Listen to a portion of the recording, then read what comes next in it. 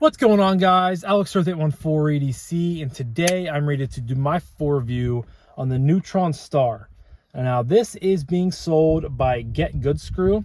They make bit drivers for EDC products and for knives, and they have decided to come out and sort of team with somebody to produce and to sell the Neutron Star. Now this knife is coming in via the Lefty passaround group, and I have enjoyed this knife more than I thought I would. I kind of just signed up for the pass around because I thought it'd be, it looked unique, and I thought it'd be kind of cool content to make for you guys. And I've really enjoyed it more than I thought I would have. It's a cool knife. Kind of the first thing that kind of stands out and, might draw your attention is that this is a completely screwless design. They're all hidden hardware except for the pivot, which is really cool. So it makes for a very clean, very aesthetic looking piece. I can definitely appreciate that, and it has been very cool to handle and to carry. So jumping, I guess, right into materials we got here. So this is a full titanium knife. You have a blackened pivot, I believe, and then you have a Mokutai pivot collar on both sides, as well as a Mokutai pocket clip. Now you can either get this in the Mokutai version, or you can get this in black Zerk. I would probably go with the black Zerk over the Mokutai, just because I'm not a huge fan of Mokutai. It kind of, stands out a little bit too much, and I'm just not a big fan of the overall design aspect of it. So I would go with the black Zerk just because it's, you'd have a black Zerk pocket clip, and it would just blend in a little bit better. Kind of black and titanium, in my opinion, would look better than black and Mokutai. But no, that's just my personal preference. But this is the Mokutai version, and I have still and really enjoyed it. You have an M390 blade with a really nice tanto blade shape. Almost feels like a hollow grind back here. You don't have a whole lot of space for it to, really thin out too much, but it still comes down to a pretty thin edge. You have a decently, it's kind of right in the middle, I guess, for blade thickness, blade stock thickness. Then you have a nice sort of chisel ground tip up here. I'm not a huge Tanto fan, but I can definitely, I think this is a very nice looking blade overall. There is the designer logo right there. Now, the designer of this knife, according to the website, this is designed by Cass of Casanova Design, formerly known as Gamerstar Studios. So that's kind of the partnership that they have going on here. He's the designer of it.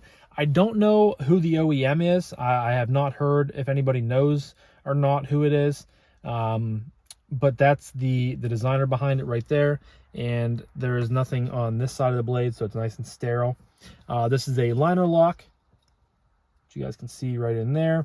There is internal milling. There's 1, 2, 3, 4, 5 pockets milled out on the show scale side, and it looks like 2 on the liner lock side. It's cool because you can see the liner lock is like, I don't know if you guys can pick up or not on that, but screwed in with screws right there. And then there is also a screw you can see right there, I believe, for the back spacer. According to the website, it is super easy to disassemble, and there are directions that come in the packaging with it, but I have not, gone that far to take it apart because it's not my knife, and I don't love taking apart knives in general. Sometimes my own knives are even a little bit cumbersome to do, so I'm not a huge fan of that. Like Kevin over at Lefty EDC, I believe he had one of these in. Of course he had one of these in. That's his pass-around knife. So definitely go check him out if you're interested in how this is disassembled and stuff like that. You have a backspacer that almost takes up pretty much the whole back of the knife, which is cool. The thumb studs are definitely a little interesting with how they're shaped. They're kind of like mushroom topped. They're not the best for deployment. They're kind of slippery, and I would have really liked to seen maybe this design, but add some jimping on there as well to kind of add, some grip when you're flicking the knife out. It's on bearings. And I think that's all for materials. So we are going to jump into action next. Thumb flick fires out of there very well. You guys can hear it has a pretty nice and snappy detent. Snapping back in there. But like I said, this knife is definitely easy to, kind of shoot over the thumb studs, just because it's so rounded off and there's no milling at all there. So I definitely think that they can improve on that or add some sort of milling, because you kind of have to get like more so behind it. And if you're not thinking about it, you can definitely like kind of it just rolls right off. It's almost like it's so smooth, it kind of feels like a ball bearing. That's kind of the way I want to put it. Middle finger flick is a little bit easier to not misfire as much, because just the way you're kind of like, the way you're holding the knife, the middle finger kind of just, you find it easier to grip underneath it, where the thumb flick, if you don't, you kind of have to position a little bit. You have to think a little bit more when you're positioning your finger for the thumb flick, but the middle finger flick, I just missed it right there. Still a little bit, better. It's snappier. You guys can see it's nice, drops to your nail, micro shake closed. I did have a little bit of issues with this pivot walking on this. There is no blade plate now, but I tightened it up pretty good. I did not add any, Loctite or glue or anything like that, because again, it's not my knife. But the action is still pretty dang good. I would definitely want to tune this knife up and sort of add some sort of Loctite to keep the pivot from walking. But very smooth, drops to your nail, shakes shut. Just the one complaint I have is just I really wish that there was some sort of jimping or a little bit of milling on these thumb studs, just to kind of make it a better experience when you're going to fire. I think that would cut down on the misfires tremendously. But for the most part, it's a very nice, has very snappy detent whenever you can get it on there to fire. And I really like the closing action as well. And I think the liner lock is done nicely as well. So no complaints besides the thumb studs with the action. Very snappy. Drops to your nail or your finger if you're doing that little method like this. No complaints really from there. I think it's very well tuned. Nice snappy detent ball. Just the thumb studs could be a little bit more kind of thought out in my opinion. So next up is ergos, and this knife is pretty ergonomically friendly for me. You kind of have, it's swelled in, or it's skinny in through here, then it kind of swells towards here with a point on the top, or a point on the top and a point on the bottom. Then it kind of flattens off. So it's a pretty, I would say, simple handle, but it has a little bit of differentness to it. Choked back, it's very comfortable. I can get all 4 fingers on here. It's a little bit thicker of a knife. It's definitely not the thinnest thing that I've ever handled before. The nice thing about the pot clip is it sits pretty flush with the scale, so you don't have too much of a hot spot going on there. And then you kind of have a little bit of a harpoon up here, and that's where my thumb, it either lands here if you're kind of in a saber grip, or it can land up there. Hammer grip is nice as well. But for me, my favorite way of sort of holding this knife is, it's not really a flipper choil or a actual finger choil. It's kind of a landing spot up here. But here, I forgot.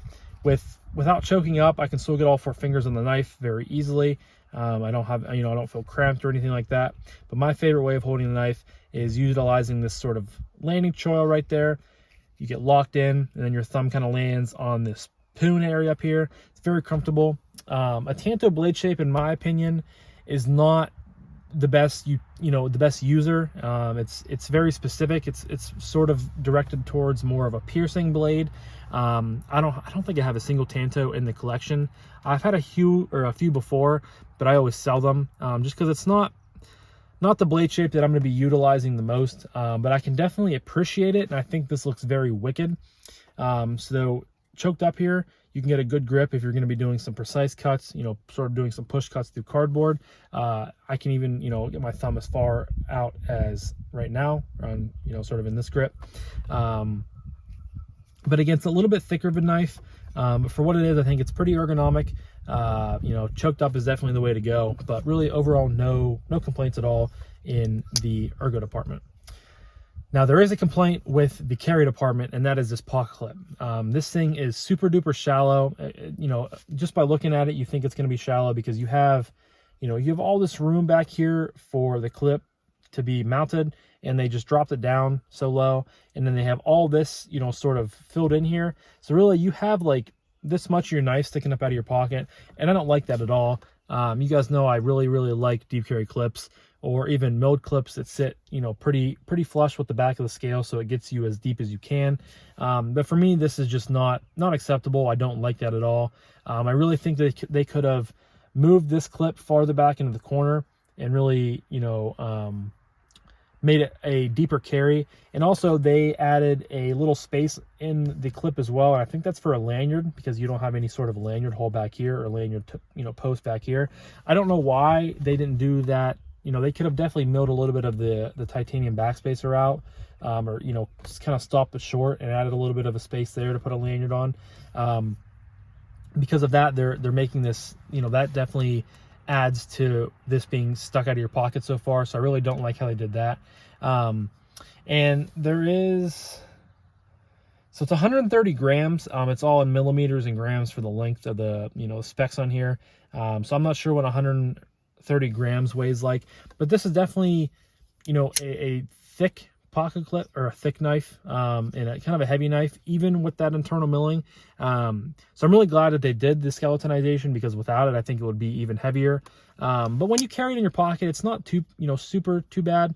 But just, again, I can't get over that pocket clip. I can't get past how it's, to me, that's disgusting. I hate when knives stick up out of your pocket that much, especially in today's age with, all the deep carry stuff that we have at our disposal. But I mean, that's just me complaining. Someone might not care about that, but I'm sure some of you guys would have an issue with it, just like me. And I just really wish they could have relocated that lanyard hole there to somewhere on the backspacer, and they could have moved the clip sort of back into that corner here, and they would have made it, that much better, in my opinion. So carry, definitely not the strong suit of this knife from a weight department, and from a in my opinion, a poorly placed pot clip with a poorly placed lanyard hole. So sort of my biggest gripe with the knife, which I guess that'll lead me to my final category of price point and what I recommend this knife. So price point on the Mokutai version is $355, and price point on the Black Zerk version is $310. They're both sold out, or they're sold out of both, but you can get on the website, which will be linked down below, and sign up for notifications when these come available. And, I struggle, because I think this knife is really well made. Great detent, has a lot of cool things about it. The hidden hardware. This view of the knife looks really, really cool, just because there's nothing on this side except for the pivot. The blade shape, while not my cup of tea, I can definitely, appreciate the nice and the usefulness of a Tanto for specific people, just not for me. Action is nice. No blade play at all. Drops to your nail. A few micro shakes home, or drops to your nail. Bang, one shake closed. The thumb studs could use some work. To me, the biggest two issues with this knife are the thumb studs being too slippery, and the pot clip / lanyard hole being poorly placed, and having like this much of your knife sticking up out of your pocket. And for that reason, I won't be purchasing this knife. This is one of those knives that I'm really glad I got to check out in a pass around, and I have definitely enjoyed the knife. There's just, those couple things are too big of things for me to, go out and, purchase. I can recommend the knife. I think it's a good, well-built knife with great materials.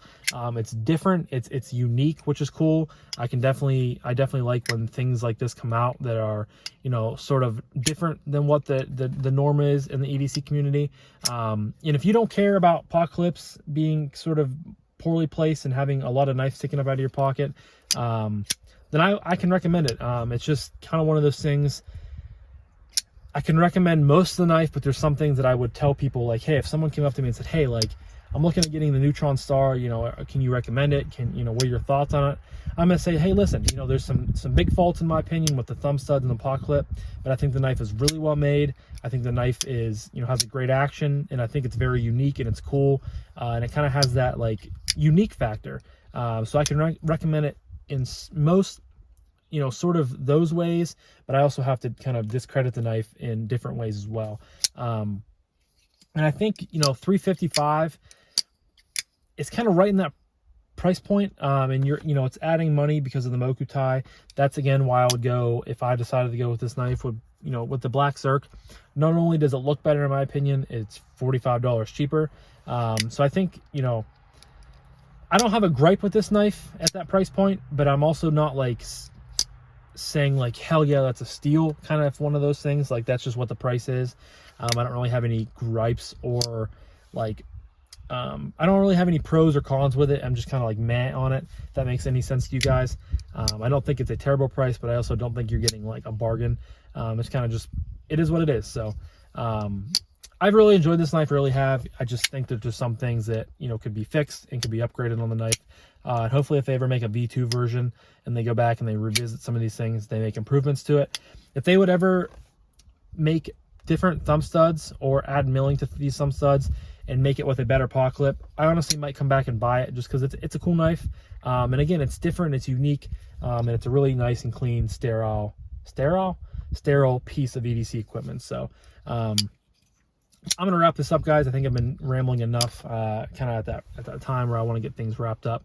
But this was my full review on the Neutron Star, which is being sold by Get Good Skrew.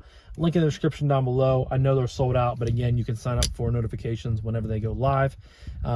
If this is your cup of tea and you really have enjoyed my review on this, go for it. I'm not going to tell anybody not to buy it, but I just want to be, transparent and tell anybody that's interested in it to be aware of some of the issues that I've had with it. So, but thank you, Kevin, for sending this and allowing this to be a Lefty pass-around knife. It's been cool. It's been dope, and I've enjoyed it. So leave a comment down below. What are your guys' thoughts on it? Do you have the same opinions that I have on it, or, or my gripes, things you don't really care about, and you're going to suck it up and deal with it in a knife? I'd love to hear what you guys have to say. But and as always, Blue Creek Knives and Barnescraft Designs are linked down below. Please use code 814EDC to save some money off your purchases there. And yeah, I'm going to wrap it up now, guys. So I appreciate each and every one of you. I hope you guys have a fantastic rest of your morning, day, evening, night, whenever you're watching this, and I'll talk to you guys in the next one. Peace.